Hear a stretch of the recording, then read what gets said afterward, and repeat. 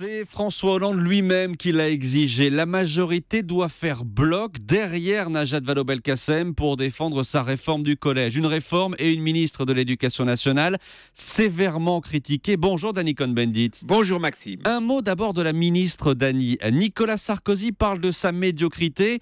Jean-Christophe Cambadélis, le patron du PS, dit que c'est une attaque xénophobe. Xénophobe, vous allez jusque-là, vous ? Non, je dirais que c'est une attaque bête et méchante de la part de Nicolas Sarkozy. Quand on est médiocre, ça vaut pas le coup d'attaquer quelqu'un pour une soi-disant médiocrité. Mais ça, c'est autre chose.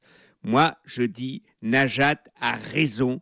Il fallait une réforme du collège et ce qu'elle a mis sur pied, c'est-à-dire elle n'est pas tout seule, ça fait 2 ans que c'est discuté, ça va dans la bonne direction. Vous dites qu'il faut une réforme, mais pour vous, il faut donc cette réforme du collège-là. Certains redoutent un nivellement par le bas. Je crois que ça, c'est complètement idiot. En fait, le nœud, le cœur de cette réforme, c'est le travail en groupe interdisciplinaire. Donc, c'est une grande ambition pédagogique. Oui, il faut que les enfants, les élèves, apprennent à travailler. Donc, l'autonomie, c'est ça le but de l'éducation, qu'ils soient capables d'apprendre. Et pour cela, le travail en groupe, c'est quelque chose qui peut les amener dans la bonne direction. Donc, il faut arrêter avec ce conservatisme bête et méchant, qu'il soit de droite ou de gauche. Il reste malgré tout les critiques. La ministre lâche un peu de lest. Elle a demandé au Conseil supérieur des programmes de plancher à nouveau sur le problème des langues anciennes.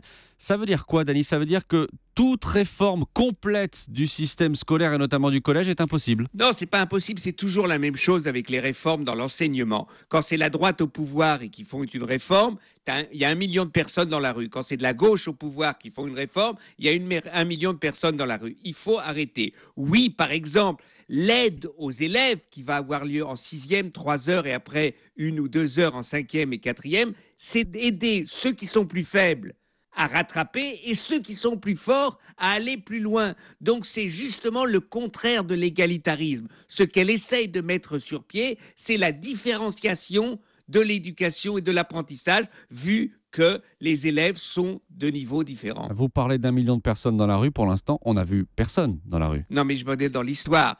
On a vu la réforme Savary, on a vu la réforme de Vaquet. Enfin, vous voyez, de droite à gauche, c'est toujours le même cirque.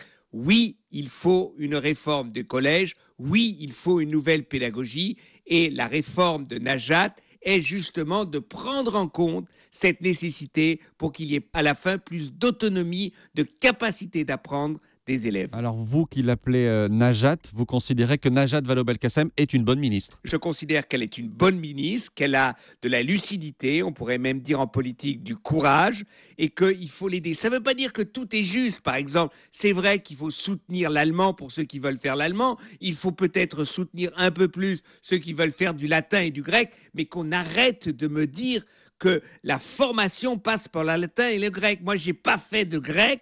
J'ai pas fait de latin et je crois que je suis capable quand même de penser par moi-même. Et je précise que Najat Vallaud-Belkacem sera l'invité du grand rendez-vous dimanche à 10h sur Europe 1. L'humeur de Dany tous les matins, 8h-5. Merci Dany, à demain. À demain Maxime, ciao ciao. La météo ? Mais oui.